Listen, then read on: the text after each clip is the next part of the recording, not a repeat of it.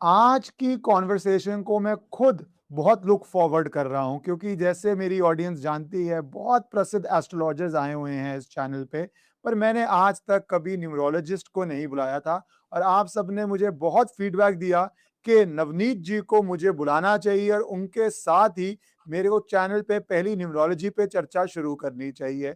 तो जैसा आपका आदेश था, मैंने आगे रिक्वेस्ट भेजी and I am very happy to say Navneet जी हमें जॉइन कर रहे हैं। वो किसी परिचय के मोहताज नहीं हैं, तो इसलिए आपको पता ही है भारत के टॉप न्यूमरोलॉजिस्ट हैं और उनके अंदर जो कलाएँ हैं और जिस तरह वो बातें रखते हैं उसको लाखों करोड़ों लोग देखते हैं। तो नवनीत जी आपका बहुत-बहुत धन्यवाद, आपने समय निकाला और आप जुड़े।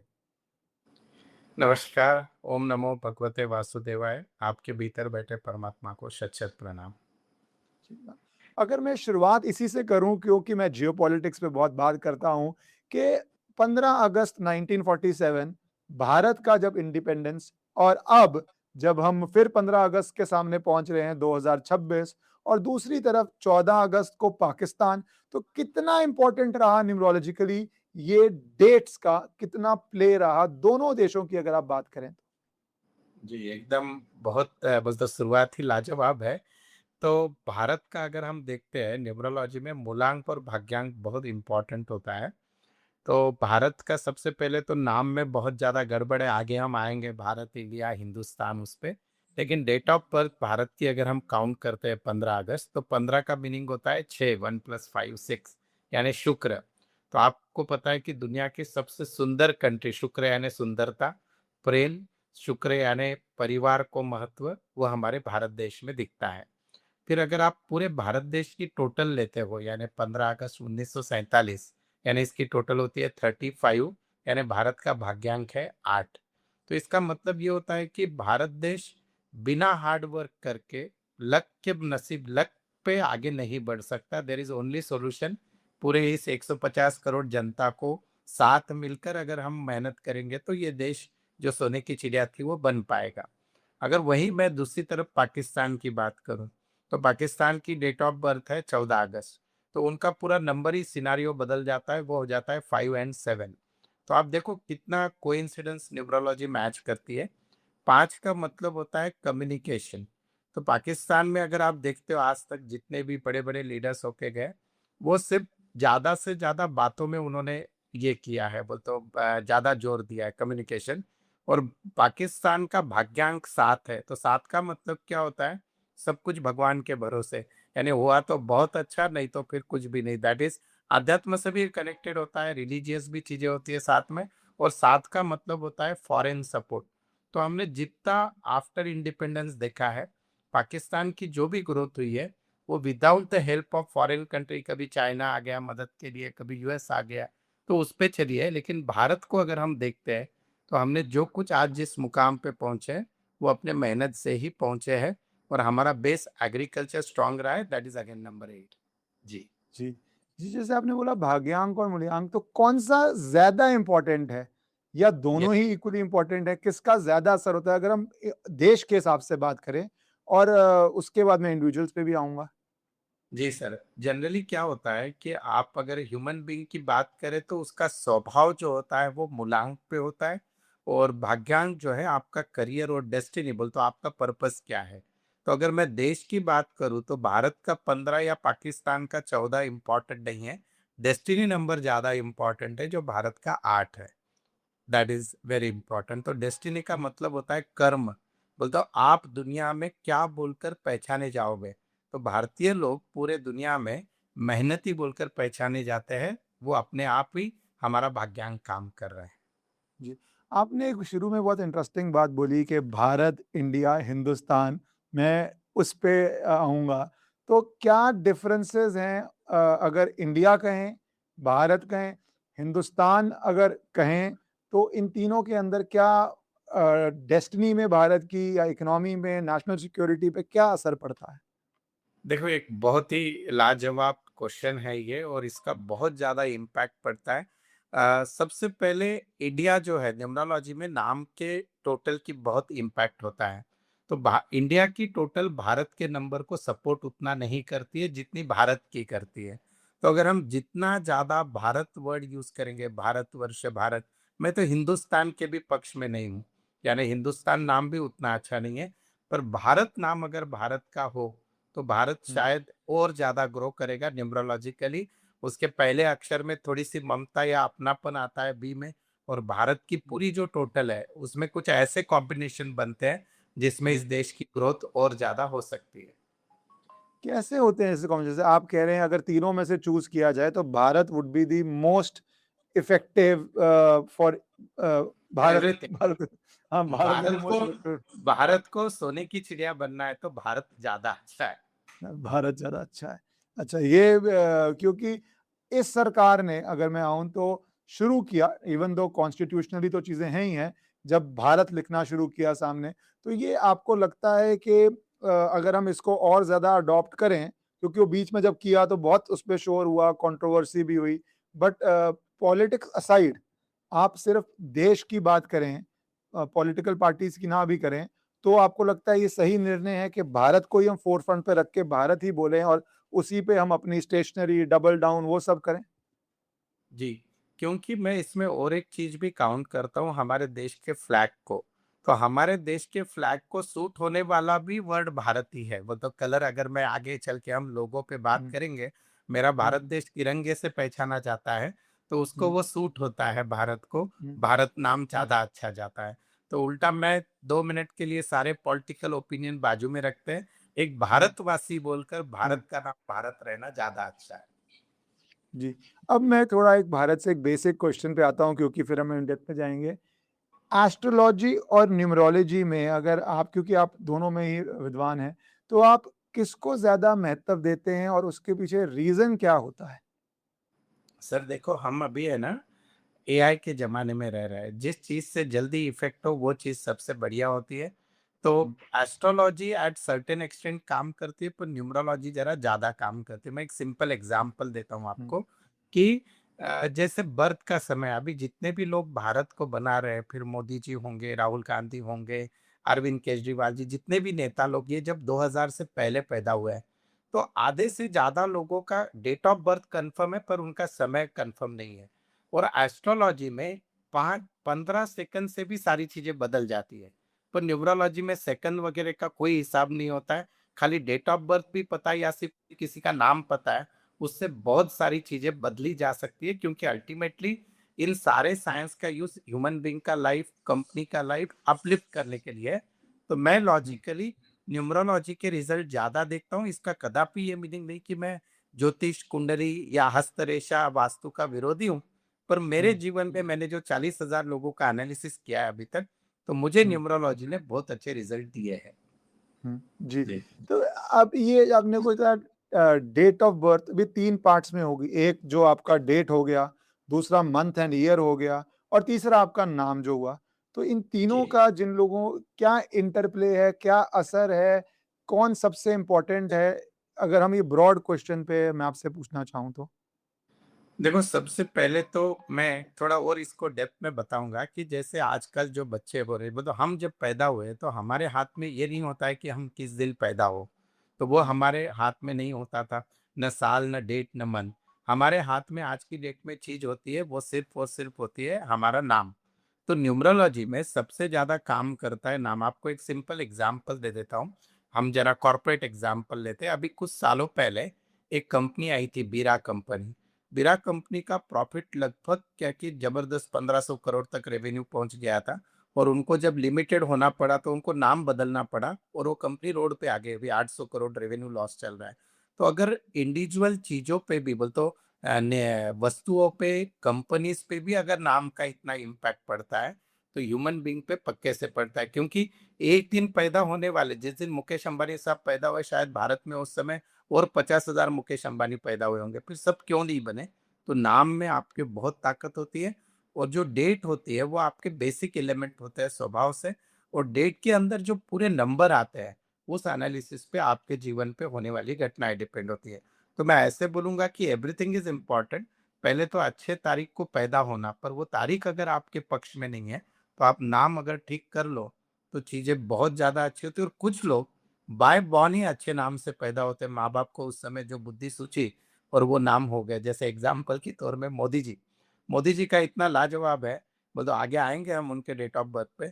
उनकी तारीख उतनी अच्छी नहीं थी, 17 यानी 8 नंबर हम स्ट्रगल का बोलते हैं। पर उनका भाग्यांक आ गया 5 यानी नेम की टोटल। और जैसे ही उम्र की टोटल 41 पे वो पहुँचे, पहली बार पॉलिटिक्स में एंट्री हुई अचानक, उनके नाम की भी टोटल 41 पे जाती है। तो इतना ज़्यादा असर आपके नाम का होता है। नवनीत जी, जिस तरह आपने बताया कि डेट ऑफ बर्थ का इतना इम्पैक्ट है, तो जैसे 1 टू 9 लें, और लोग ये बहुत जानना चाहते हैं कि अगर वो अपने सूटेबल प्रोफ़ेशन में आएँ, अपनी सूटेबल चीज़ें करें, तो थोड़ा लाइफ़ ईज़ियर हो जाती है, स्पेशली यंग लोगों की। आजकल तो जेन ज़ी की बात कर रहे हैं, कई लोग तो प्रोफ़ेशन में हैं, अब चेंज करने मुश्किल है। तो किस नंबर का क्या बेनिफिट है और क्या लॉस है? देखो वैसे तो है ना, कोई भी नंबर अच्छा या खराब नहीं होता है, हमको उसका यूज़ करना होना चाहिए। बोले तो आप किसी पर्टिकुलर डेट पे पैदा हो गए, तो वो डेट खराब नहीं है, कोई भी डेट का आदमी फेल नहीं जाता है, खाली हमको सिंक करना होता है। जैसे कोई भी व्यक्ति 1 तारीख यानी 1, 10, 19, 28 जिसकी डेट ऑफ बर्थ है, उसके अंदर अगर प्रोएक्टिवनेस बढ़ा जाए, लीडरशिप की क्वालिटी वो ये करे, हर चीज़ आगे बढ़ के करे, तो उसको दुनिया में कोई नहीं रोक सकता। मुकेश अंबानी जी है, वो 19 तारीख के यानी 1 आती है उसकी टोटल। जो भी व्यक्ति 2, 11, 20 और 29 को पैदा होता है, उसको हम मूलांक 2 बोलते हैं। ये लोगों ने लीडरशिप से ज़्यादा अपने इमोशन का यूज़ करना है, अपने इंट्यूशन का यूज़ करना है। ये लोग अगर मानसिक रूप से लोगों से कनेक्ट हो गए इमोशनली, तो ये बहुत ऊँचाइयों पे जाते हैं। Amitabh Bachchan is the best example उसका है। फिर जो भी लोग 3, 12, 21 या 30 को पैदा होते हैं, ये अपने ज्ञान से बड़ा हो गए। तो हर एक नंबर को एक अपना प्लस पॉइंट दिया है। उस सेक्टर में आप यूज़ करोगे तो चीज़ें बढ़ेगी। तो 3 वाला ज्ञानी रहे और लोगों को फँसाए ना, थोड़ा-सा परमात्मा पे विश्वास रखे, तो 3 वाला लाजवाब ऊपर जाता है। एग्ज़ाम्पल है राजेश खन्ना साहब है, 3 तारीख के थे, बड़े से बड़े बहुत बड़े-बड़े लोग हैं। हुँ। 4 नंबर को न्यूमरोलॉजी में बहुत डेंजर समझा जाता है, 4, 13, 22, 31 राहु का नंबर है। डेंजरस। डेंजरस हाँ, नंबर बोलते हैं 4 को एकदम। तो 4 नंबर वाले बोलते हो अगर मैं आपका ये वीडियो बना, मैं अगर हाँ, 4 की एक भी रील डालूँ तो एक दिन में 1 मिलियन व्यूज़ आ जाते हैं उसको, क्योंकि दुनिया में हाँ। 60% जो पॉपुलेशन है सर, उनका मूलांक तो भी 4 है या भाग्यांक तो भी 4 है। तो इसको हम कार्मिक डेट नंबर बोलते हैं, इसलिए दुनिया की हाँ। 60% पॉपुलेशन परेशान है। तो that is the logic of number 4। तो इन एक number is covering 60% of population है, अगर आप देखा जाए तो मतलब 1। वर्ल्ड की 750 करोड़ अगर पॉपुलेशन है, तो हुँ। उसमें मूलांक या भाग्यांक आपको 75% में 4 दिखेगा, 25% में 8 दिखेगा और यही लोग सारे दुनिया में ज़्यादा परेशान हैं। पर हुँ, ये लोग अगर अपने दिमाग का उनकी उतनी स्ट्रैटेजी वो तो जीवन का अगर कोई सॉल्यूशन नहीं है, कोई भी प्रॉब्लम का तो उसका सॉल्यूशन सिर्फ 4 नंबर वाला दे सकता है। अमित शाह साहब 4 नंबर वाले हैं, महाराष्ट्र में देवेंद्र फडणवीस 4 नंबर वाले हैं। तो आप समझ जाओ इनकी खोपड़ी कैसे चलती है और कितना ज़्यादा दिमाग है। फिर हुँ, आते हैं हम नंबर 5 पे, जिनकी डेट ऑफ बर्थ है 5, 14, 23। ये आदमी ज़बान से दुनिया को जीत लेता है। तो इनकी उतनी बात चातुर्यता है, इनके होता है योगी योगी जी ये देखिए 5 तारीख के हैं, तो आप देख हुँ। लो क्या उनके वाणी में प्रभुत्व है। इंसिडेंटली मेरा भी 5 ही है, जो आपने सर से मेरा भी पूछा था। 5 है, मेरा भी आपका भी 5 5 है? है। तो हम वाणी से दुनिया को जीतेंगे दैट इज़ 5। 6 वाला चलिए। व्यक्ति है 6, 15 और 24 वो अपने ऑरा से, सुंदरता से, करिश्मे से लोगों को जीतता है। बॉलीवुड में ये नंबर ज़्यादा चलता है 6 तारीख वाला। तो 6 तारीख वाले बाय बर्थ हम भाग्यवान बोलते हैं। बहुत कम लोग ऐसे होते हैं जो 6 तारीख को पैदा होके भी जीवन में क्या कि परेशान है। बहुत कम मिलेंगे, बोले तो 10-15% ही लोग मिलेंगे, बाकी भी नंबर इम्पोर्टेंट होते हैं। हुँ, फिर 7 वाला व्यक्ति है 7, 16, हुँ, 25 उसकी 2 दुनिया चलती है। एक मन के अंदर अध्यात्म से अलग है वो, दुनिया को दिखने के लिए अलग है। सॉफ्टवेयर में जितने लोग काम करते हैं सर आपको 7 वाले ज़्यादा दिखेंगे, क्योंकि वो एक जगह पे स्टेबल नहीं रहते हैं। 2.5 साल, 2.5 महीने में अपना जॉब तो भी बदलेंगे, काम तो भी बदलेंगे। So that is number 7। फिर हुँ, अगर हम 8 नंबर पे आते हैं, बोलते हो हम बोलते हैं स्लेव वर्कर्स, इनको 18 घंटा काम दे दो, काम करेंगे। मोदी जी है 17 तारीख के, 8, हुँ, 17, 26 और इनको है ना झूठ बोला हुआ सहन नहीं होता है इन लोगों को। और साथ ही साथ क्या कि बहुत मेहनती बोले तो मैंने तो और आपको डिजिटली प्रूव करता हूँ, सबसे कम हुँ, वायरल रील नंबर 8 की होती है। वो बोलता है मुझे मोबाइल देखने को भी टाइम नहीं है। That is number 8। और हुँ, नंबर 9 है, 9, 18, 27 दुनिया को दिखने के लिए कनखर थोड़ा-सा आदमी हुँ। लगता है कि ज़रा ये है डेंजर है, स्वभाव गरम है। पर इनके उतना दिल कर्ण के वैसा दानवीर लोग भी यही होते हैं नंबर 9 वाले। So like that it works Maharashtra में एकनाथ जी शिंदे का नंबर 9 है। पर लाइक अब दैट तो इट अब तो 8 नंबर भी रील पे आ गए हैं। मोदी जी भी रील पे आ गए हैं। समय देखिए कैसे बदल देखिए, रहा है। पर यस, जैसे आपने कहा कि और शायद पहले आते तो इतना उनके लिए जेन ज़ी वाला इश्यू ही नहीं होता, जैसे आप कह रहे हैं रील पे नहीं आ जी, पाते हैं। जी, जी, ये जी। आप जो कह रहे हैं तो इसके अब जो पूरा डेट ऑफ बर्थ होता है वो कितना ज़्यादा इन्फ्लुएंस करता है? कौन-सा ज़्यादा इम्पोर्टेंट रहता है? ये आपका डे यू आर बोर्न और debt plus month plus year? पैसा तो सर आपके पूरी टोटल देगी आपको, पूरी टोटल यानी भाग्यांक यानी debt plus month plus year. जीवन में दैट आप इज़ द डिसाइसिव वन, वो डिसाइसिव यस, वाला हो गया आपके फाइनेंशियल के लिए। जी, जी। आप दुनिया जब छोड़ के जाओगे, आपको लोग आपके डेट के टोटल से पहचाने जाएँगे। बोलते हैं एक एग्ज़ाम्पल के तौर पे कि जैसे मोदी जी का डेट ऑफ बर्थ का टोटल 5 आता है, तो हुँ, इनको लोग इनके कम्युनिकेशन से जाने जाएँगे, मोदी जी क्या बात करते थे, क्या देश हुँ, को बोलते ये किया, so that is number 5। Amit Shah साहब का टोटल 7 है, तो लोग इनका आउट ऑफ बॉक्स आइडिया से इनको पहचानेंगे, इनके दिमाग में चीज़ें कैसे आ जाती है, लाइक दैट। हुँ, तो हुँ, आपका जो ये होता है महाराष्ट्र में अभी हमारे अजीत दादा की उनकी डेथ हो गई, उनका भाग्यांक 8 था, तो लोग उनके हार्ड वर्क और टाइमिंग के लिए उनको पहचानते थे कि वो हर समय पहुँच जाते थे। सो आपका हुँ, भाग्यांक आपको जीवन में देता है कि आप किस पर्पज़ के लिए इस पृथ्वी पे आए हैं, ऐसे। हुँ। और इसका फिर पर ईयर भी असर पड़ता है कि जैसे आज 2026 अब खत्म की तरफ हम पहुँच रहे हैं, तो 2026 कुछ नंबर्स के लिए अच्छा रहेगा और किंग के लिए रहेगा, या 2027 बिकॉज़ 27 ज़्यादा हुँ, सामने है, 26 तो बैक जी, मिरर में है। तो जी। किन के लिए 26 और 27 इम्पोर्टेंट है और किन के लिए डिफ़िकल्ट है? देखो 2026 को हम ऐसे देखते हैं उसकी टोटल करते हैं यूनिवर्सल टोटल 1 आती है उसकी 226 उसकी टोटल हुँ, 1 आ गई तो सूर्य का नंबर है। तो इसमें क्या कि नंबर 1 वाला खुद है उसको अच्छा जाता है, 2 को हुँ, ठीक-ठीक जाएगा, 3 को अच्छा जाएगा, 4 वालों को बहुत कम साल अच्छे जाते हैं पर 2026 अच्छा जा सकता है। फिर अच्छा। 5 नंबर न्यूमरोलॉजी में क्यों अच्छा बोलते हैं कि ये सबके मित्र है, तो इनको कोई भी साल बहुत बढ़िया भी नहीं, बहुत खराब भी नहीं। अगर दुनिया को खराब जा रहा है तो इनको एवरेज-एवरेज जाता है। 6 हुँ, को थोड़ा खराब जा रहा है, 7 को खराब जाएगा, सबसे टेंशन वाला 8 को जाता है खराब। मोदी जी की तारीख 17 है, हुँ, तो 8 हुँ, को ज़्यादा टेंशन आते हैं इसमें इस साल हुँ, में और हुँ, 9 को क्या गुस्सा बढ़ता है, तो 2026 की हुँ। बात करूँ तो। और जब 27 आ जाएगा सर, तो इसमें बहुत लिमिटेड लोगों को अच्छा जाएगा, कुछ लोग इसमें से छूट जाएँगे, ऐसा। तो आप 27 मान रहे हैं, 26 से भी ज़्यादा डिफ़िकल्ट साल जी, जी, होने वाला है? जी, डिफ़िकल्ट डिफ़िकल्ट होगा 27 ऐसे। तो आपने हुँ, डिफ़िकल्ट की बात करी तो मैं थोड़ा वर्ल्ड पे और वॉर पे आ जाता हूँ। एक तरफ डोनाल्ड ट्रम्प आए, आने के बाद उन्होंने नोबेल पीस की बात करते-करते ईरान वॉर शुरू हो गई, वेनेज़ुएला में हुआ, ईरान वॉर से स्ट्रेट ऑफ हॉर्मुज़ हो गया, स्ट्रेट ऑफ हॉर्मुज़ से वेस्ट एशिया, दुबई शुरू हो गया। आपको पता है लिमिटलेस चली जा रहा है। तो किस तरह बराबर। आप देख रहे हैं वॉर्स को लेके 2026 और 2027 के राहत मिलने का समय आ रहा है या अभी और कठिनाइयों का समय है? सर डोनाल्ड ट्रम्प का डेट ऑफ बर्थ है 14th of June 1946 I think जो रिकॉर्ड में है 1940 या 46 कुछ आया है। हुँ, तो उनका जब मैं कैलकुलेशन कर रहा था उनके लिए नसीब से ये साल अच्छा है, बोलते डोनाल्ड ट्रम्प के लिए। तो वो कितना भी कुछ भी किए जा रहे हैं हम दुनिया में रोज़ देख रहे हैं, इस दिन बोलते हैं आज वार खत्म हो गया, चालू हो गया। अब अच्छी भाषा में बोले बोलते हो इस स्टेज से ये सूट नहीं होगा लेकिन बेवकूफ़ियाँ चालू है रोज़ अगर हम इकोनॉमिकली बात करें तो। लेकिन मुझे ऐसे दिखाई दे रहा है कि अमेरिका इस युद्ध में पूरी तरह से बैकफुट पे आ जाएगा नेक्स्ट ईयर तक और उनको ये वार खत्म करना ही पड़ेगा और वो डोनाल्ड ट्रम्प के एंडिंग पीरियड भी है उसके बाद तो वैसे भी शायद अमेरिका में बाय रूल वो बन भी नहीं पाएंगे हुँ, न हुँ, उनकी पार्टी की सत्ता आती हुई दिखाई दे रही है किसी भी हालत में।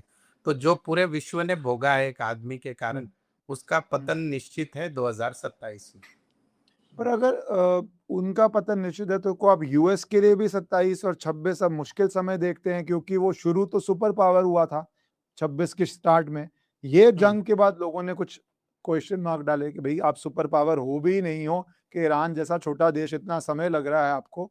तो आप कैसा देखते हैं यूएस के लिए 26-27 क्योंकि जब यूएस प्रेशर में आता है तो वो यूजुअली पूरे वर्ल्ड को प्रेशर के अंदर लेके आता है। तो मेरे हिसाब से तो अभी पूरे दुनिया में अनफॉर्चुनेटली ऐसे दिखाई दे रहा है कि China will rule the world. China के सारे जो नंबर्स दिखाई दे रहे हैं टू बी वेरी फ्रैंक और यूएस की जो मोनोपोली थी वो अनफॉर्चुनेबल तो फॉर्चुनेटली पूरी खत्म हो जाएगी 2027 आते आते। पर इसमें एक ट्विस्ट है मेरे ख्याल में। आगे जो पार्टी आ रही है इनके अपोजिट वाली जो जीत के आ रही है आई थिंक कोई लेडी प्रेसिडेंट बनने के योग ज़्यादा दिखाई दे रहे हैं, और उस केस में that is the last chance of the survival of US, otherwise उनका मोनोपोली खत्म हो जाएगा, ऐसा। अच्छा, क्योंकि यूएस में अभी तक कोई लेडी प्रेसिडेंट हुआ नहीं, पर आपको लग रहा है हुँ, कि फाइनली जी, उनके लिए आ अब जाए। लेडी हुँ। प्रेसिडेंट का वो बन रहा है। और वो भी चाइना अच्छे से आएँगे, जैसे हमारे यहाँ वो 300 के पार वगैरह मोदी जी आए थे, वैसे अच्छा, टाइप। जी, अच्छा, तो आप बड़ी जीत मानेंगे कि मतलब एक जी। बड़ी बोनांज़ा जीत होगी।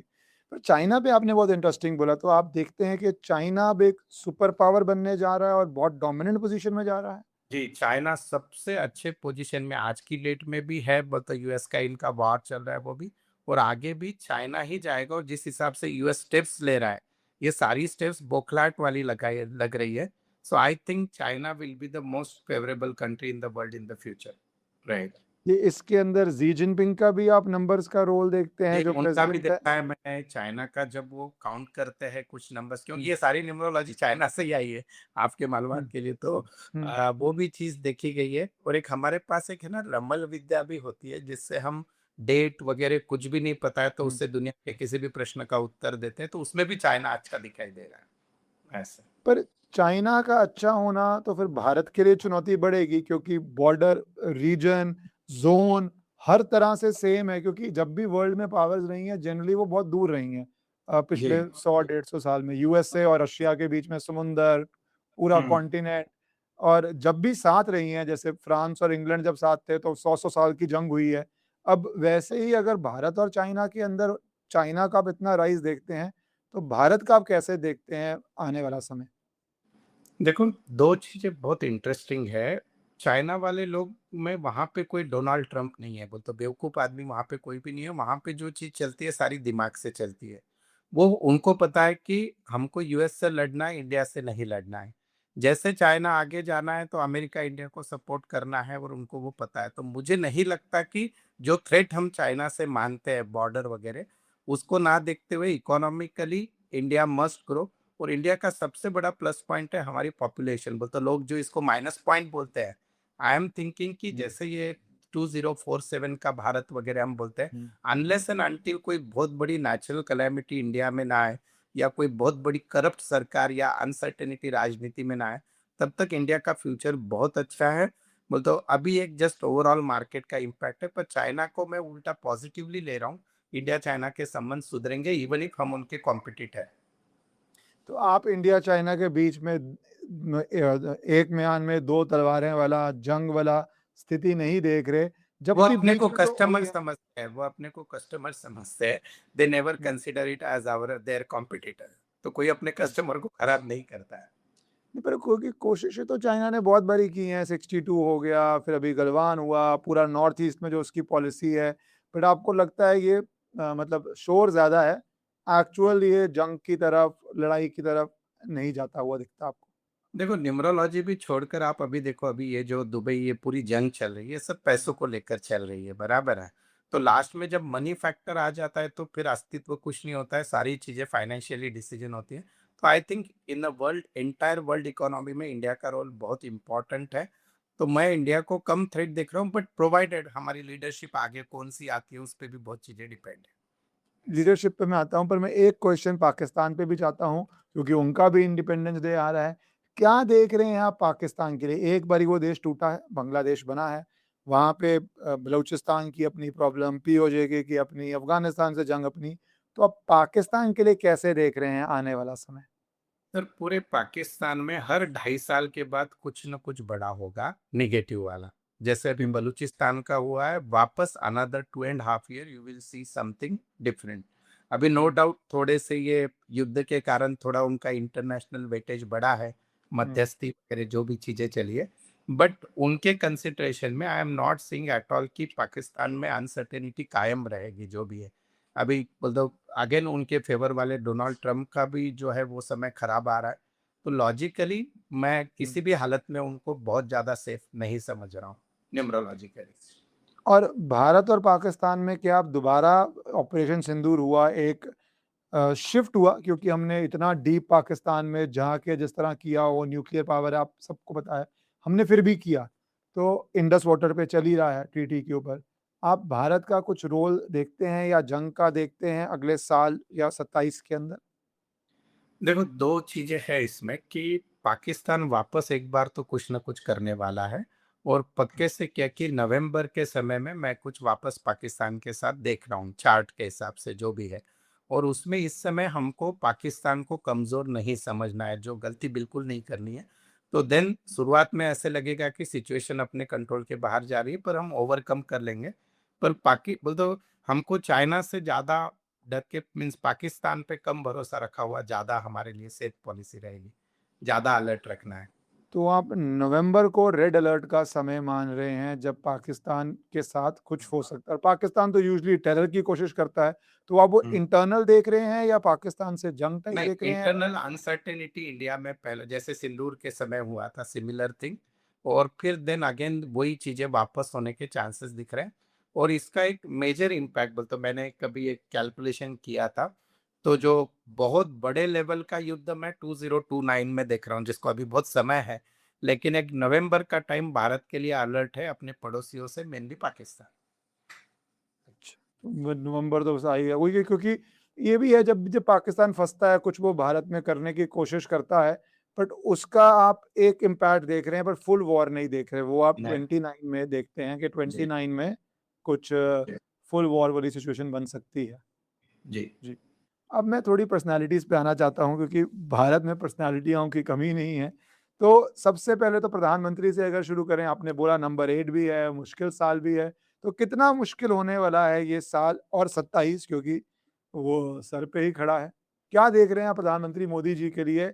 29 जाते-जाते आपको दिख रहा है कि प्रधानमंत्री वही रहेंगे, कुछ डिफ़िकल्टीज़ आएँगी, किस तरह आप देख रहे हैं? मेरे चार्ट के हिसाब से मोदी जी 29 में पूरी तरह से जनता को अपील करेंगे कि ये मुझे लास्ट बार आप पंतप्रधान बनाओ, पूरी जोर लगा देंगे और हुँ, बीजेपी आ जाएगी पर मोदी जी शायद नहीं बनेंगे पंतप्रधान, ऐसे मुझे लगता है। बीजेपी तो आ जाए पर मोदी जी शायद ही बन पाएँगे। वो खुद होके शायद और किसी को दे दे और भाजपा और आरएसएस हमको पता है they are good in giving surprises to the country. तो वैसे लग रहा है, लेकिन वो चुनाव तो ज़रूर है, पंतप्रधान का चेहरा वही रहेंगे 2029 में। अभी अगर मैं करंट सिनेरियो की बात करूँ, तो हुँ, उन्होंने जितना 2026 में थोड़ा-सा हम देखते हैं वैश्विक तौर पे, अभी ये इनका जो आंदोलन हुआ छात्राओं का, वो हुँ। छात्र सारे, वो एक समय उनके लिए खराब है, लेकिन मुझे लगता है मोदी जी फिर से बाउंस बैक करेंगे। फरवरी के बाद से उनका समय बढ़िया है न्यूमरोलॉजिकली, कोई पर दिक्कत आप नहीं। बीजेपी का न्यूरोलॉजिकली देख रहे हैं कि वो 29 जीत जाएगी। जी, उसमें आपको लग रहा है पार्टी में तो बीजेपी ही पावर में आ रही है। जी। प्रधानमंत्री पे आप मानते हैं कि शायद मोदी जी की जगह कुछ और हो पर 29 तक वही रहेंगे। वही रहेंगे और बीजेपी का भी जो अगर स्थापना दिवस देखते हैं हम 6 हुँ, अप्रैल 1980 है, तो उस हुँ, केस में क्योंकि बीजेपी का समय ओवरऑल क्योंकि 2028 में आपको अगर कोई स्टेट इलेक्शन हो रहे तो बीजेपी थोड़ा पिछड़ी हुई दिखाई देगी आपको। फिर उस हुँ, पे से लोग अंदाज भी बाँधना शुरू कर देंगे अब मोदी की ऑरा हुँ। खत्म हो गया, ये हो गया और again 2029 BJP will bounce back. आपने स्टेट्स की बात करी तो सबसे बड़ी स्टेट योगी आदित्यनाथ जी पे आना ज़रूरी है। तो जी। उनका चार्ट पहले तो आप अगर ब्रॉड बताइए क्योंकि he is a young person politically तो मतलब पॉलिटिक्स में जो एज होती है तो बहुत यंग एज है, जबकि 2 बारी मुख्यमंत्री हो ही चुके हैं, तीसरी बारी के लिए जा रहे हैं। तो आप योगी आदित्यनाथ जी का लॉन्ग टर्म कैसे देख रहे हैं? और फिर मैं यूपी पे भी आना चाहूँगा। योगी आदित्यनाथ जी का एक बहुत इंटरेस्टिंग डेट ऑफ बर्थ है 5 जून हुँ, 1972। ठीक है? हुँ, उस डेट ऑफ बर्थ में बहुत से नंबर बहुत लाजवाब है, उनका मूलांक 5 है और भाग्यांक 3 है, which is again favourable combination होता है। उनके नाम का पहला अक्षर भी बहुत ज़बरदस्त है, वो भी उनको सूट होता है। तो एक जो बोलते हैं ना एक बैठी-बिठाई कुंडली जिसमें हर चीज़ अपने आप आए, वो वैसा हुँ, उनका चार्ट है। कुछ लोगों को बहुत चीज़ें परिश्रम करना पड़ता है पर उनको वो मिलती है, नहीं मिलती है पर इनको ये मिल जाती है, that is the first part. पर एक इंटरेस्टिंग चीज़ निकल के क्या आ रही है कि अगर यूपी में इलेक्शन 2027 में आ रहा है, तो उनको हुँ, वो इलेक्शन उतना हल्के में लेना नहीं है। अगर वहाँ पे अखिलेश जी और राहुल जी, वो तो कांग्रेस की अगर ये हो जाती है हुँ, गठबंधन, तो फिर योगी जी को बहुत टफ जाएगा और फिर उस 2027 में अगर बीजेपी वहाँ से बहुत मार्जिन कम हो जाता है या बहुमत में नहीं आती है, तो हुँ। उसका इम्पैक्ट हमको 2029 में देखने को मिलेगा। तो योगी जी के लिए 2027 का टाइम उतना बोलते हो ईज़ी नहीं है जितना हम लोग समझ रहे हैं। उनको बहुत प्रयत्नों की पराकाष्ठा करना पड़ेगा, आउट ऑफ बॉक्स जाके चीज़ें करनी पड़ेगी तो शायद वो जीतेंगे, ऐसे। मैं अखिलेश एंड राहुल गांधी पे आता हूँ, पर आपने इंटरेस्टिंग बात की कि 5 और 3 भाग्यांक और मूल्यांक का एक अच्छा कॉम्बिनेशन है। तो कौन हुँ। से ऐसे अच्छे कॉम्बिनेशंस होते हैं, अगर आप बताएँ तो? जी, अभी देखो मैं 1 से 9 वाले सारे कॉम्बिनेशन बताता हूँ। मूलांक हुँ, और भाग्यांक का भी दर्शक बहुत अच्छे हो गए, उनको पता चल गया है। 1-1 का कॉम्बिनेशन बहुत अच्छा होता है, 1-3 का अच्छा होता है, 1-5 का अच्छा होता है और 1-9 ये 1 के फैमिली वाले। 2 के फैमिली के बहुत कम कॉम्बिनेशन अच्छे होते हैं, उसमें भी 2-7 एक अच्छा होता है और 2-1 अच्छा होता है, 2-3 अच्छा होता है। 3 के फैमिली में 3-1 फिर उसके बाद 3-5 बढ़िया समझा जाता है। 4 के फैमिली में अच्छे कॉम्बिनेशन बहुत कम होते हैं, 4-7 और 4-1 जैसे 4-1 महाराष्ट्र के मुख्यमंत्री देवेंद्र फडणवीस जी है, 4-7 अमित शाह जी है, तो ये कॉम्बिनेशन अच्छे समझे जाते हैं। 5 के केस में सारे कॉम्बिनेशन अच्छे हैं क्योंकि 5 नंबर हम न्यूमरोलॉजी का बैलेंस नंबर बोलते हैं, फिर भी खराब वाला बता देता हूँ, 5-9 में स्ट्रगल ज़्यादा आता है, 5-9 और 5-8 में। 6 वाले केस में 6 का सबसे अच्छा कॉम्बिनेशन जाता है 5 के साथ, 6-5 is the one of the best combination. हुँ। 7 के केस में 7-2 बढ़िया जाता है, 7-6 ठीक-ठीक जाता है। 8 के केस में बहुत कम कॉम्बिनेशन अच्छे जाते हैं, 8-5, 5-8 अच्छा है जैसे मोदी जी का 8-5 है, ठीक है? हुँ। और 9 के केस में 9-1 बढ़िया जाता है, फिर 9 और 9 इटसेल्फ अच्छा जाता है, तो वो कॉम्बिनेशन बढ़िया है।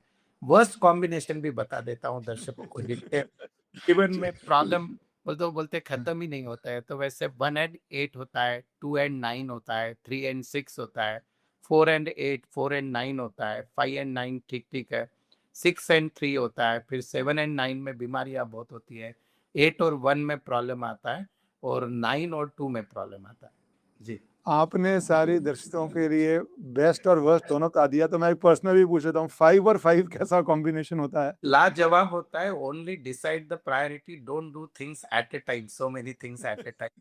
स्टेप बाय स्टेप जाओ, लाइफ विल बी फ्यूरियस और अपनी वाणी से आप हुँ। पैसा कमाओगे, दैट इज़ 5-5।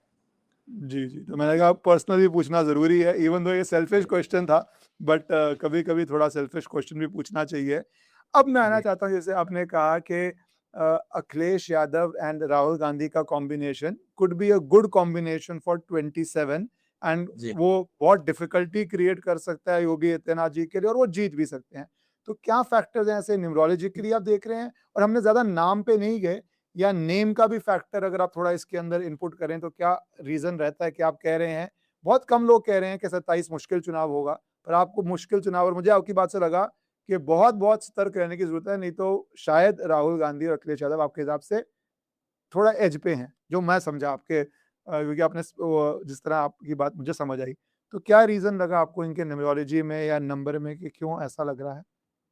देखिए, राहुल गांधी जी का 2027 का नंबर उनको फ़ेवर कर रहा है, दैट इज़ नंबर 9 आ रहा है, उनका ब मूलांक 1 है और भाग्यांक 6 है, पहली चीज़। हुँ, अखिलेश यादव का मूलांक भी 1 है, भाग्यांक भी 1 है और 2027 का उनका number personal year number numerology में निकलता है, वो भी 1 आ रहा है। जब ऐसा हुँ, कॉम्बो होता है, तो 500% अखिलेश यादव एज तो लेंगे 2027 में, राहुल गांधी का पता नहीं, पर अखिलेश यादव एज लेंगे 2027 में पक्के से। हुँ, अब एक बहुत बड़ा फैक्टर मैं आज पहली बार किसी मंच पे बता रहा हूँ, अगर कांग्रेस चाहती है कि कांग्रेस यूपी में भी अच्छा करे और 2029 में भी अच्छा करे, तो हम तो न्यूमरोलॉजिस्ट है, हम किसी पार्टी के है नहीं, तो उन्होंने it is the best time to launch Priyanka Gandhi. Priyanka Gandhi का कॉम्बिनेशन योगी हुँ, आदित्यनाथ जी को टक्कर देने लायक है। तो अगर उस केस में अगर हम आगे जाते हैं उस परिप्रेक्ष्य में, बोले तो राहुल गांधी बैकफुट पे रहे और प्रियंका गांधी को लीड करने दे, तो आप एक हुँ, अलग चित्र देख सकते हो यूपी में। थोड़ा-सा हटके है, लेकिन जी, दैट इज़ जी, वन मोर पॉसिबिलिटी जो हटके मैं जस्ट चैट में देख रहा था उनका क्या हुँ, कॉम्बिनेशन, तो उनका हुँ, राहुल गांधी से भी अच्छा बन के आ रहा है कॉम्बिनेशन।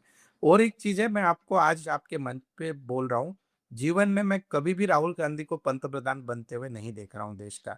अगर कांग्रेस की फ्यूचर में कभी सत्ता भी आई, तो राहुल हुँ, गांधी शायद ही पंतप्रधान बनेंगे, ऐसा कोई योग उनके इसमें हुँ। नहीं है, ऐसे। प्रियंका गांधी वाड्रा में आपको ये योग दिखता है? क्योंकि राहुल गांधी तो आप क्लियरली कह रहे हैं कि पॉलिटिक्स जी, लंबी है, कांग्रेस कभी पावर में आ भी सकती है, बट आप राहुल गांधी को नहीं देख रहे। प्रियंका जी। गांधी वाड्रा का आप क्या देख रहे हैं? क्या उनका इनको चार्ट प्रधान कंपैरेटिवली बहुत अच्छा है। वो तो राहुल गांधी से भी 10 गुना अच्छा है और राहुल गांधी का और एक प्रॉब्लम है उनके चार्ट में। एक तो चीज़ है कंसिस्टेंसी, वो तो जो चीज़ वो तो हम भी देखते हैं मीडिया में बाकी सब चीज़ें। हुँ, और दूसरा एक चीज़ जो ओवरऑल मैं आपको एक बहुत इंटरेस्टिंग चीज़ भी बताता हूँ। मैं जैसे लोगों का स्टडी करता हूँ, तो मेरे लिए लोगो यानी हर पार्टी का चिन्ह भी होता है, राइट? अब हुँ, तो हर पार्टी का चिन्ह आप अगर देखते हो, कांग्रेस हुँ, का ऐसे हाथ है, तो इसका ये हुँ, नीचे का सपोर्ट बहुत अच्छा है। तो कांग्रेस कभी इस देश से ज़िंदगी भर खत्म नहीं हो सकती, क्योंकि उसका रूट्स बहुत डेप्थ में है, आज भी पुराने लोग। लेकिन कांग्रेस पार्टी के चिन्ह में एक बहुत बड़ा प्रॉब्लम है, एक उँगली बहुत ऊपर होती है पंजे की, तो वहाँ पे एक ही आदमी का राज चल रहा है, बाकी लोगों की सुनी नहीं जा रही है। तो जब तक हुँ, कांग्रेस पार्टी लोकशाही में लोकशाही की तरह नहीं होगी, तब तक हुँ, कांग्रेस ऐसी ही चलती रहेगी। तो दैट हुँ, इज़ कांग्रेस का चिन्ह। अगर आप बीजेपी देखते हो, कमल तो हाँ, बी कमल है, तो कमल का प्रॉब्लम क्या है, नीचे चिखल मतलब अपने इसमें से बाहर निकल रहा है, पानी में से, खराब चीज़ों में से। तो बीजेपी में आप कभी भी देख लो, कोई भी आदमी ओवरनाइट बड़ा नहीं बनता है, वो कार्यकर्ता से लेके ऊपर तक आता है। लेकिन बीजेपी के इसमें सबसे अच्छी बात क्या है कि उसके उस चिन्ह में क्या कि हम सिमेट्री देखते हैं, नीचे की जो डैश है, उसका सपोर्ट है, वो देखते हैं। हुँ, तो the hmm, beauty of this party is इसमें लोग जुड़ते हैं तो उससे जो एग्जिट रेशियो है बीजेपी का हुँ, कंपैरेटिवली कांग्रेस से कम है, भले ही सत्ता आए या सत्ता जाए। क्योंकि हुँ, वो कलर का भी एक उसमें लॉजिक है जो ऑरेंज कलर है, that hmm, is hmm, why. Hmm, तीसरा अगर आप अभी महाराष्ट्र का भी सुप्रीम कोर्ट में लड़े जा रहे हैं धनुष्यबाण, अगर आप मुझे हुँ, पूछो हुँ, तो दुनिया के तीनों पार्टी मतलब सबसे अच्छा चिन्ह अगर कोई पार्टी का है तो वो हुँ, धनुष्यबाण है। जिसके पास धनुष्यबाण है फिर वो उधर शिबू सोरेन भी जीत जाते हैं और इधर महाराष्ट्र में शिंदे के हाथ में आते ही वो भी जीत जाते हैं। तो उसका सपोर्ट बहुत अच्छा है धनुष्यबाण का। तो इस तरह से हम चीज़ें देखते हैं। तो कांग्रेस के हद तक कांग्रेस जब हुँ, तक डिसेंट्रलाइज़ नहीं होती तब तक हुँ। कांग्रेस के अच्छे दिन पॉसिबल नहीं है। और राहुल गांधी के केस में भी वही चीज़ है। देखिए, आपने धनुष बाण की बात की तो जब तक बाला साहेब ठाकरे थे, बहुत शक्तिशाली देश का फाइनेंशियल कैपिटल है बड़ा नंबर ऑफ एमपीज़ भी हैं। पर क्या उद्धव ठाकरे का क्या गलत हुआ? क्या आप देखते हैं कि वो वापस रिकवर कर पाते हैं? क्योंकि होते हुए भी चिन्ह उनके हाथ से छिन गया, आती हुई सत्ता उनके हाथ से निकल गई। तो क्या फैक्टर रहा कि इतने स्ट्रॉन्ग चिन्ह के बाद भी उनकी पॉलिटिकल गति तो बहुत खराब गई? एक बार है ना मुझे पर्सनली आदित्य ठाकरे साहब मिले थे 2 हफ्ते नीचे। हम ऐसे ही बात कर रहे थे। आदित्य ठाकरे जी का नंबर भी 4 एंड 2 है उनका, मूलांक 4 हुँ, भाग्यांक 2। उद्धव ठाकरे साहब मेरे ख्याल में 9 एंड समथिंग कोई कॉम्बिनेशन है, 9-4 या कुछ ऐसे है। तो इनके केस में उद्धव ठाकरे साहब वापस पॉलिटिक्स में उभर पाएँगे ऐसा कोई चांस दिखाई नहीं दे रहा है। मतलब there is very less chances unless कोई ऐसे कोई बड़ा नेता महाराष्ट्र का कुछ ऊपर-नीचे हो जाए, पर ऐसे कोई हुँ, चांसेस दिखाई नहीं दे रहा है।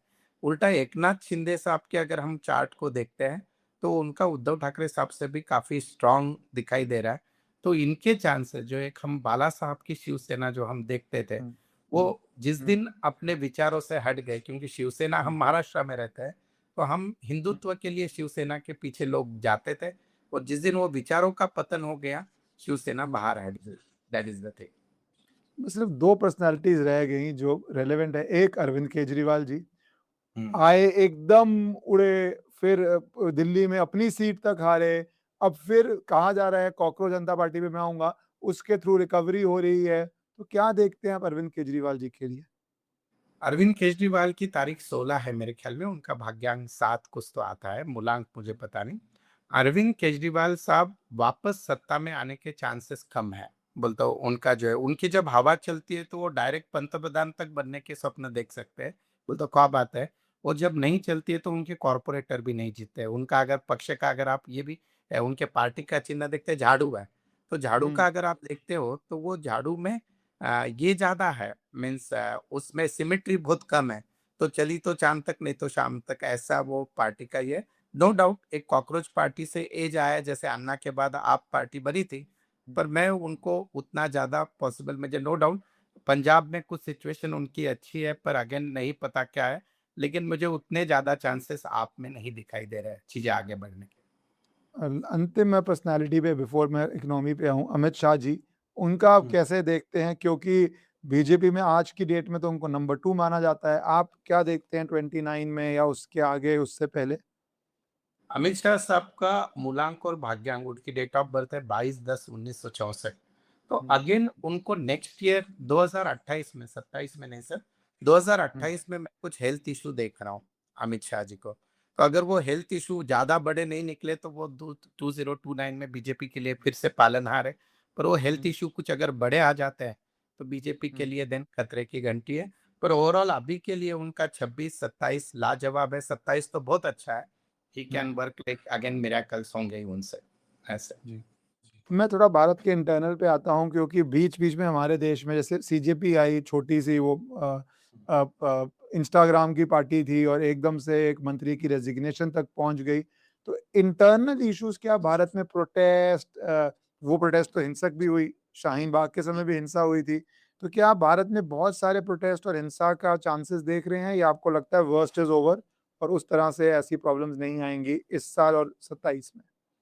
सर ये प्रॉब्लम और एक बार आएगी 2027 में, इससे ज़्यादा हिंसक होगी वो प्रॉब्लम, क्योंकि वो जो टोटल हमको जा रही है that is little bit difficult for India. और दूसरा एक चीज़ अगर आप सीजेपी की बात करते हो तो मैंने इनका जो ये है सीजेपी के जो मेन नेता है अभिजीत दीपके, हुँ, उनका जब मैंने चार्ट देखा तो मुझे नहीं लगता कि वो पॉलिटिक्स में 1.5 साल से ज़्यादा टिकेंगे आगे, 1.5 से 2 साल। उनका 2029 में कोई इम्पोर्टेंस नहीं रहेगा ऐसे मुझे दिख रहा है। और हमने अभी तक देखा है ऐसे बहुत से कन्हैया कुमार ये वो आए थे तो उस समय लगा था हुँ, कि हुँ, शायद दुनिया बदल देंगे। पर मुझे नहीं लगता, बोलते इनका चार्ट देखते हुए नो डाउट देखो एक न्यूमरोलॉजी का कॉम्बिनेशन, अरविंद केजरीवाल का मूलांक 7 है और इनका 2 हुँ, है अभिजीत दीपके 29 तारीख है। तो 2 का सबसे अच्छा फ्रेंड 7 होता है, 7 का सबसे अच्छा फ्रेंड 2 होता है। तो ये एकमेक के सपोर्ट के लिए आए हैं, but I am not seeing anything dangerous into that. क्योंकि आप एक चीज़ हम अगर लॉजिकली हुँ, सोचते हैं कि जो जेन ज़ी की अगर हम बात करते हैं, तो हुँ, आप पुराना इलेक्शन का डेटा निकालिए, कितने जेन ज़ी इलेक्शन में वोट डालने गए, कितने उनका टर्नआउट होता है, नो डाउट। पर लॉजिकली देखा जाए, तो अभी एक वो मोदी जी के लिए इन्होंने शायद तो हम बहुत हुँ। फ्रैंकली बात कर सकते हैं, बीजेपी ने शायद इस आंदोलन को बहुत ईज़िली लिया, उसका कारण ये रहा कि ये चीज़ें हुई। लेकिन डैमेज भी हुआ बीजेपी को या थोड़ा-सा ये, लेकिन बाद में पंतप्रधान जब मैदान में उतर गए, तो अभी चीज़ें ज़रा सुधरती हुई दिखाई दे रही हैं। अंतिम सेक्शन पे मैं हमेशा इकोनॉमी पे आता हूँ और मैंने उस पे ही आना चाहता हूँ। एक तो रुपये पे, बहुत लोग क्योंकि अब्रॉड से देखते हैं इस चैनल को, तो क्या रुपया का क्या देखते हैं आप? गिरता जाएगा, सुधरेगा, रिकवर करेगा? क्योंकि स्पेशली जो इंडिया के बाहर हैं, उनको लगता है कि अगर करेंसी गिरती है, तो फिर वो भारत में निवेश नहीं करना चाहते। उनको लगता है भई हमने जो भी दिया अगर करेंसी ही गिर गई तो नहीं रहा। तो आप रुपये को किस तरफ देखते हैं? सर 2026 में तो एक बार 100 क्रॉस करेगा अगर युद्ध का कुछ वैसे होता है, लेकिन मैं ओवरऑल रुपए की पोजीशन बहुत अच्छी देख रहा हूँ और ये हुँ, पूरा रिकवरी जो भी अभी 100, 95, 94, 96 तक जाके आया हुँ, है, but in the future time रुपया रिकवर कर लेगा, नॉट तो उतना बुरा नहीं जितना सब लोग सोच रहे हैं, ऐसे 110, 120 वगैरह ऐसे कुछ नहीं होगा रुपए का। पर हुँ, एक बार अगर ये वार सिचुएशन और कुछ एक्सटेंड हुई, थोड़ा सा हुँ। गिरेगा, पर मुझे नहीं लगता कि बुरी तरह से गिर जाएगा रुपया। जी। और गोल्ड पे आप क्या देखते हैं? क्योंकि जब से रुपया ये हुआ है, लोग गोल्ड की तरफ पिछले साल 2 साल में वॉर में और मैं उसमें थोड़ी मानता हूँ भारत में तो एटलीस्ट पार्टीशन की मेमोरीज़ भी हैं, जो लोग उस ज़माने में आए थे, गोल्ड लेके ही आ पाए थे। तो गोल्ड का आप किस तरह देखते हैं? इस साल तो बहुत ही वो रहा है, तो किस तरह देखते हैं आप गोल्ड को? सर मैंने द अक्टूबर 15 को एक पॉडकास्ट किया था जिस दिन गोल्ड का रेट था 84,000 और मैंने ऐसे उस पॉडकास्ट में बोला था आपके पास जितनी चीजें बेच के गोल्ड ले लो आज, आपके जीवन के सारे पाप धुल जाएंगे। गोल्ड 1,80,000 तक जाके आ गया।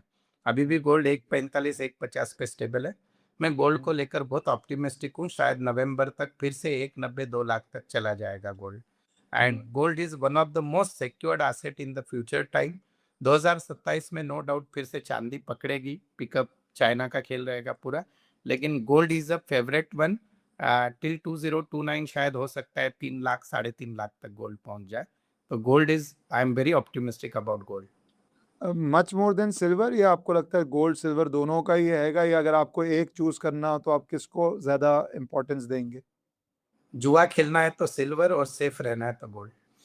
बहुत बढ़िया आंसर इस अब मैं स्टॉक मार्केट का क्या हो रहा है? क्योंकि बहुत लोग बहुत देर से बेचैन हैं कि बड़ी-बड़ी कंपनीज़ हैं जिनका रेट नहीं बढ़ा 2 साल, 5 साल, 3 साल, कुछ लोग कमाएँगे भी हर समय। तो ओवरऑल आप किस तरफ देखते हैं शेयर मार्केट या कुछ सेक्टर्स को आप देखते हैं जो अच्छा होते हुए? कौन से सेक्टर्स के लिए 26-27 अच्छा रहेगा? 26 में तो हमने जो प्रेडिक्शन की वो सारे सेक्टर काम किए अच्छे से। मेनली हमने डिफेंस सेक्टर को बोला था, ईवी वाले इलेक्ट्रिक वालों को बोला था 26 के लिए, वो अच्छा भी काम कर रहे हैं। 27 के केस में बात करूँ तो पेट्रोकेमिकल कंपनीज, लिक्विड बेस्ड, फिर फार्मेसी वाली कंपनीज में ज़्यादा ये दिखाई दे रहा है। और मुझे नहीं लगता कि मार्केट एक रेंज बाउंड के बाहर जाएगा। वो तो जो लोग बोलते हैं ना कि बाबा 60,000 70,000 ऐसे कुछ नहीं होने वाला है। भारत के मार्केट का, शेयर मार्केट का वर्स्ट टू वर्स्ट सिनारियो में 70, मैं अगर सेंसेक्स की बात करूं तो कभी भी 70,000 नहीं तोड़ पाएगा। वो अभी एक लिमिट आ चुकी है उसमें। और इधर शायद निफ्टी की बात करें तो हम 19,000 से नीचे कभी नहीं जाएगा। पर अपर साइड में अगर सारी वर्ल्ड में वॉर सिचुएशन और सारी dollar, what ever way dollar का कुछ भी हो जाए, तो भी एक बार मैं 28 के मिड तक मार्केट को 1 लाख छुएगा या नहीं छुएगा, इंडिया का यानी सेंसेक्स की बात कर रहा हूँ मैं। So even if dollar situation, gold situation, hmm, world की हुँ, पॉलिटिक्स कुछ भी हो जाए, हुँ। सरकारें कुछ भी हो जाए, पर इंडिया का ओवरऑल देखते हुए मुझे उतना खतरा नहीं दिखाई दे रहा है। जो सिस्टमैटिक इन्वेस्टर है, म्यूचुअल फंड वाले लोग वगैरह, एफडी से तो कम से कम दुगना रिटर्न मार्केट देगा ही। तो आप इन द सेंस साल, डेढ़ साल इंडिया पे बुलिश ही हैं, 28 अगर मैं बोलूँ, डेढ़ साल मिड टर्म बोल लूँ, तो आपको जो पूरे वर्ल्ड में लोगों को लग रहा है इकोनॉमिक कोलैप्स होने वाला है, जंग सबसे बड़ा रीज़न लोग मान रहे हैं और वो पूरा हम्म। वर्ल्ड में एक फ़ाइनेंशियल संकट आएगा। पर उस संकट के अंदर आप भारत को रीज़नेबली सेफ और कुछ समय के लिए अच्छा भी होता हुआ देख रहे हैं, जब आप लाख तक पहुँचता हुआ देख रहे हैं? जी, जी, पर कैसे होगा? और वो जो बाकी जो बोल रहे हैं ना कि खत्म हो जाएगा हुँ। मार्केट वगैरह, ऐसे कुछ भी नहीं होने वाला है। That I am not at all बोलते कंसिडरिंग फैक्टर। थोड़ा बहुत तो ऊपर नीचे मार्केट है, अपनी देश के लोग तेजी मंदी करते हैं तो वो तो चलते ही रहेगा ऐसे ही। मेरा आखिरी सवाल, क्योंकि लोगों को घर चाहिए, अब घर पे 2 चीज़ें हैं, कुछ लोग बोलते हैं प्राइस बढ़ना बहुत अच्छा है, कुछ लोग बोलते हैं भैया गिर जाए, हम दिल्ली एनसीआर में एक नॉर्मल व्यक्ति अच्छा कमाता हुआ भी घर नहीं ले सकता, अनलेस लकी है, फैमिली है, 1% लोग हो गए हैं अब। तो आप रियल एस्टेट को किस तरह देखते हैं? क्योंकि मैं जब भी ये सवाल पूछता हूँ मुझे समझ ही नहीं आता है इसमें कि अच्छा क्या है? बढ़ना अच्छा है या इतना बढ़ गया है कि आज यूएस, लंदन सबसे महँगा है, Delhi NCR, Mumbai zone whatever, तो रुकना अच्छा है। तो आप किसको अच्छा मानते हैं और क्या होने लगा है आपके अनुसार?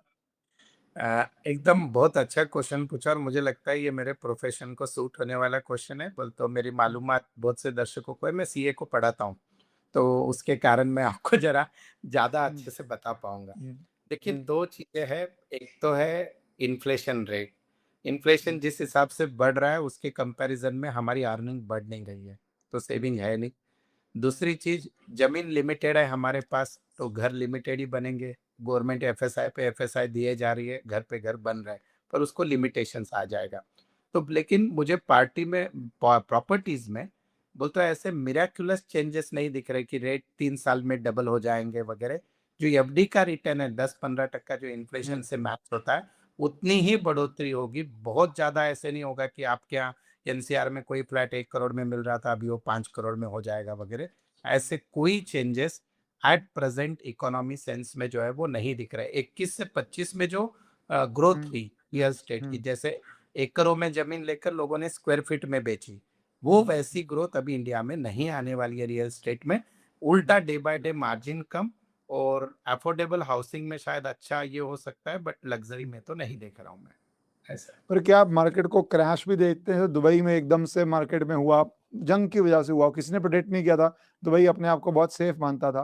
तो 4 साल बहुत बड़ा है, पर आप क्या इसको स्थिर होते हुए देखते हैं या गिरता हुआ भी, और गिरने में मीन्स मैसिव गिरता हुआ भी देखते हैं? 27 के सितंबर तक तो नेगेटिव है मार्केट रियल एस्टेट का, उसके बाद फिर पकड़ेगा। पर मैं तो अभी लोग जो नया घर लेना चाहते हैं, मेरा तो उनको हाँ। Suggestion, wait till the March 2027, see the political and all the situation, शायद आपको आज के कंपैरिजन में 20% कम में प्रॉपर्टीज मिल जाए 2027 के मार्च के बाद।